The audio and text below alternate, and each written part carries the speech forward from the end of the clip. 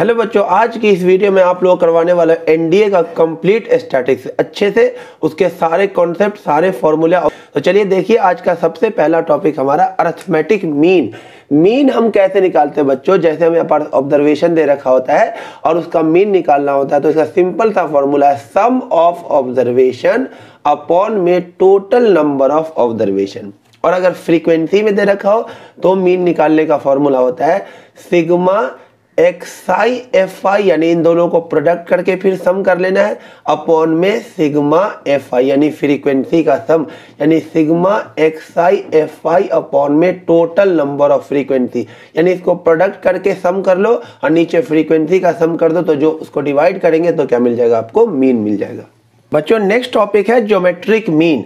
Geometric mean of two number क्या होता है याद रखना, under root of A B. और बहुत सारा नंबर होगा तो ज्योमेट्रिक मीन कैसे निकालेंगे? सबको मल्टीप्लाई कर देंगे, यानी a1 a2 a3 सबको मल्टीप्लाई करके और अपॉन में क्या लगा देंगे? 1 अपॉन में n। अगर 5 ऑब्जर्वेशन है तो 1/5, 10 ऑब्जर्वेशन है 1/10। देखो यहाँ 2 ऑब्जर्वेशन था तो क्या आ गया? 1/2, रूट का मतलब 1/2। अब जैसे एग्जांपल ले लिया, इसका हमें अगर ज्योमेट्रिक मीन निकालना है तो सबको मल्टीप्लाई कर दो, 2 × 4 × 8 × 16 × 32 और ऊपर क्या लगा दो? 1 अपॉन में 5। तो इसे लिख दो 2 की पावर 1, इसे लिख दो 2 की पावर 2, इसे 2 की पावर 3, ये हो जाएगा 2 की पावर 4 और ये हो जाएगा 2 की power 5 raised to the power 1/5। Base same, power add हो जाएगा, 2 की पावर कितना हो जाएगा? 3 6 10 और ये 15 हो जाएगा रेस्ट टू दी पावर 1/5। 5 से कट के 3 हो जाएगा, 2 की पावर 3, यानी ज्योमेट्रिक मीन क्या आ जाएगा बच्चों? 8 आ जाएगा। देखिए बच्चों नेक्स्ट टॉपिक है हार्मोनिक मीन। हार्मोनिक मीन कैसे निकालते हैं एन नंबर का? जब सबसे पहले जितना नंबर ऑफ टर्म है वो ऊपर लिख दीजिए एन, और अपॉन में क्या कर दीजिए? इसका रेसिप्रोकल करके सम कर दीजिए। 1 अपॉन में a1 प्लस 1 अपॉन में a2 प्लस 1 अपॉन में a3 and so on 1 upon में an। ये आ गया हार्मोनिक मीन। जैसे मैंने एक एग्जांपल लिया, हमें इसका हार्मोनिक मीन निकालना है तो कितने ऑब्जर्वेशन है? 4, तो ऊपर लिखा जाएगा 4 और नीचे क्या आ जाएगा? रेसिप्रोकल करके 1 का उल्टा 1 ही होगा, 1/2 का रेसिप्रोकल 2, 1/3 का रेसिप्रोकल 3, 1/6 का रेसिप्रोकल 6 हो जाएगा, यानी 4 अपॉन में 12। तो आंसर क्या आ जाएगा? 1/3 आ जाएगा। देखिए बच्चों नेक्स्ट टॉपिक है मीडियन। मीडियन कैसे निकालते हैं? जैसे आपके पास ऑब्जर्वेशन दे रखा होगा, सबसे पहले उसे असेंडिंग ऑर्डर में अरेंज करना।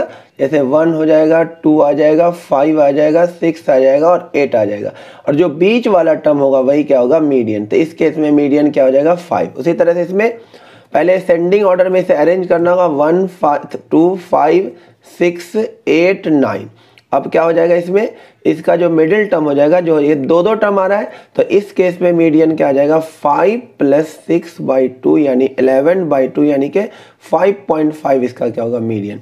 और अगर क्लास इंटरवल दे रखा हो तो मीडियन का फॉर्मूला याद रखना। अभी एक अच्छा सा क्वेश्चन लेके आपको समझाऊंगा अभी।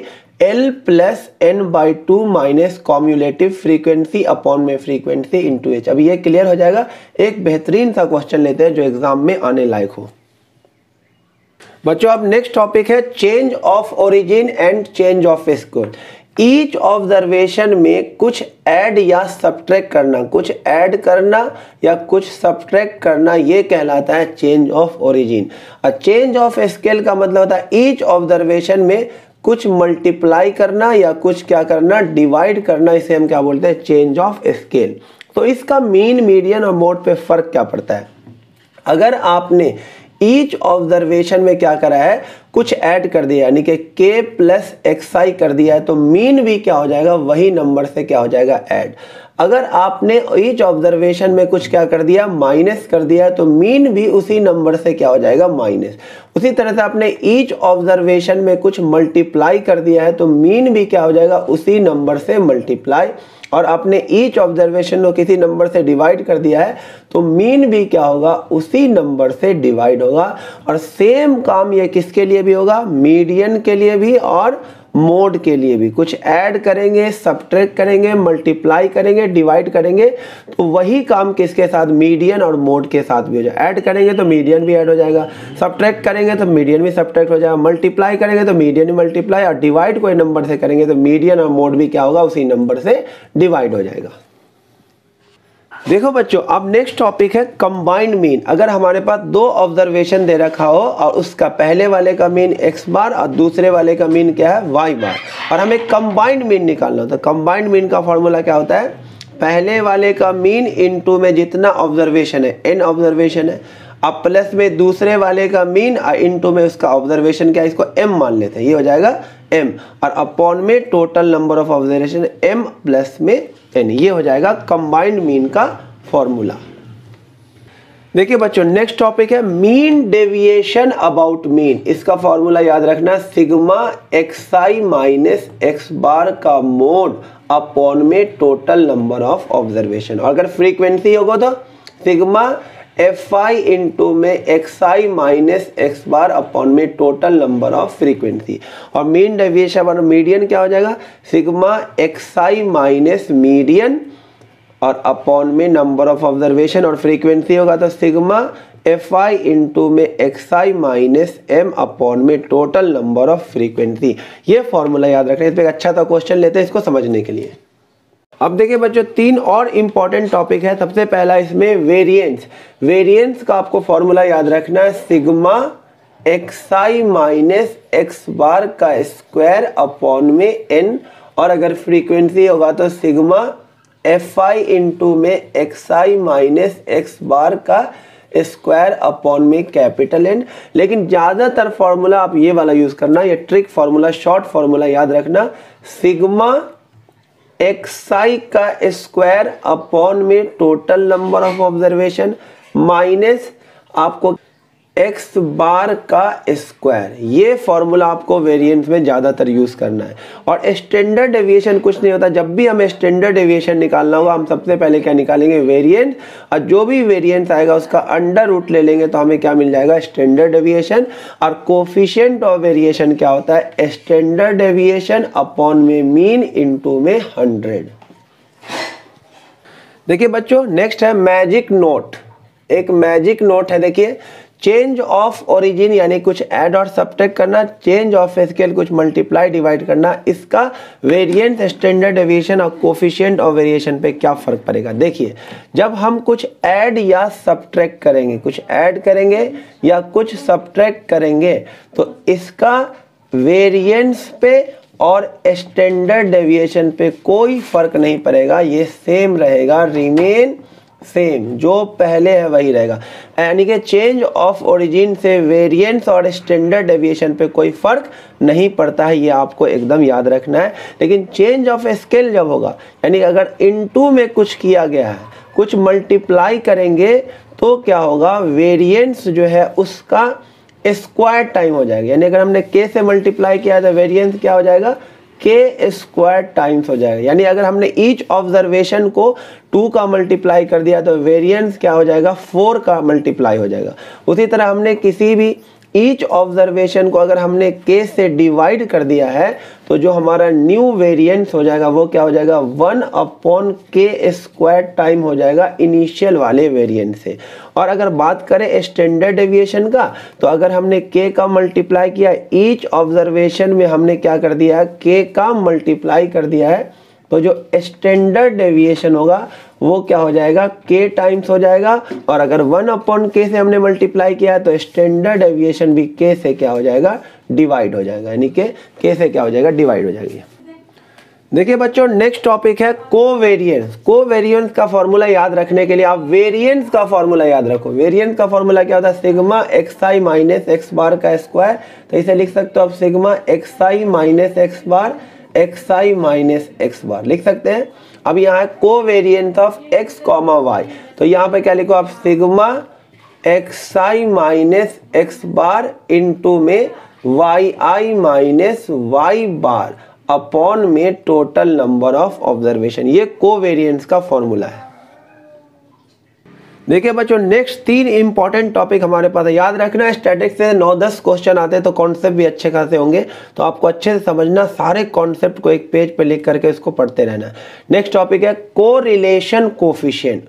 कोरिलेशन कोफिशिएंट जिसे हम R से डिनोट करते हैं, इसका फॉर्मूला आता है coefficient of covariance of X comma Y upon में standard deviation of X into standard deviation of Y. ये हो गया कोरिलेशन कोफिशिएंट का फॉर्मूला। नेक्स्ट टॉपिक है regression coefficient of Y on X, जिसे डिनोट करते हैं बी वाई एक्स। तो इसका फॉर्मूला था regression coefficient of Y on X का फॉर्मूला आर इंटू में वाई का निकाल रहे हो तो आप क्या लिखोगे यहाँ पे standard deviation of y upon में स्टैंडर्ड डेविएशन ऑफ x। और नेक्स्ट है regression coefficient of x on y, जिसे bxy से डिनोट करते हैं। तो यहाँ पे आ जाएगा r यानी कि कोरिलेशन कोफिशिएंट, और x का निकाल रहे हो ऑन y पे तो यहाँ पे आ जाएगा standard deviation of x upon में स्टैंडर्ड डेविएशन ऑफ y। अब बच्चों एक चीज देखो, अगर आप इस दोनों को मल्टीप्लाई कर दो, यानी कि अगर आप इस दोनों को मल्टीप्लाई कर दो regression coefficient of y on x into regression coefficient of x on y, जब आप इन दोनों को मल्टीप्लाई करेंगे तो देखो ये तो उल्टा पुल्टा लिखा हुआ कट जाएगा और r इंटू आर क्या आ जाएगा, r स्क्वायर आ जाएगा। तो यानी कि कोफिशिएंट ऑफ कोरिलेशन r को आप ऐसे भी लिख सकते हो plus minus under root of bxy into में byx, याद रखना। देखिए बच्चों अब लास्ट टॉपिक हमारे पास क्या है, regression line of y on x। ये फॉर्मूला स्ट्रेट लाइन का, regression line of y on x आपको याद रखना y minus Y bar is equal to regression coefficient of y on x into में x माइनस x बार, ये याद रखना। और उसके बाद regression line of x on y क्या हो जाएगा, x minus x bar is equal to regression coefficient of x on y into में y माइनस y बार, ये आपको अच्छे से याद रखना है। नेक्स्ट छोटा सा कॉन्सेप्ट और देख लीजिए बच्चों, अगर रिग्रेशन लाइन इस पैटर्न में लिखा हुआ है y is equal to M X plus C में लिखा हुआ था, x का जो कोफिशिएंट होगा, ये जो m होगा ये क्या होगा, regression coefficient of y on x। अगर इस तरह लिखा हो x is equal to M Y plus C, तो y का जो कोफिशिएंट होगा वो होगा regression coefficient of x on y, ये हो जाएगा m। जैसे आपके पास दे रखा y is equal to minus 3x plus 4 और ये दे रखा है 2x plus Y is equal to 4।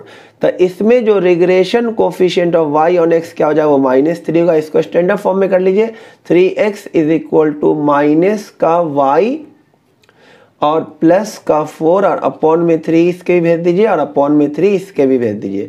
तो यहाँ से बताइए regression coefficient of x on y क्या हो जाएगा, माइनस का 1/3 इसका कोफिशिएंट। अब बच्चों लास्ट कॉन्सेप्ट देख लो, bxy और byx या तो दोनों का दोनों पॉजिटिव होगा या तो दोनों का दोनों नेगेटिव होगा, दोनों अपोजिट साइन का कभी भी नहीं हो सकता। और इसका जो प्रोडक्ट r है कोफिशिएंट ऑफ कोरिलेशन, ये क्या होगा, ग्रेटर देन 0, 0 से हमेशा ज़्यादा होगा, और लेस देन इक्वल टू क्या होगा, 1 होगा, यानी 0 और 1 के बीच में लाई करेगा।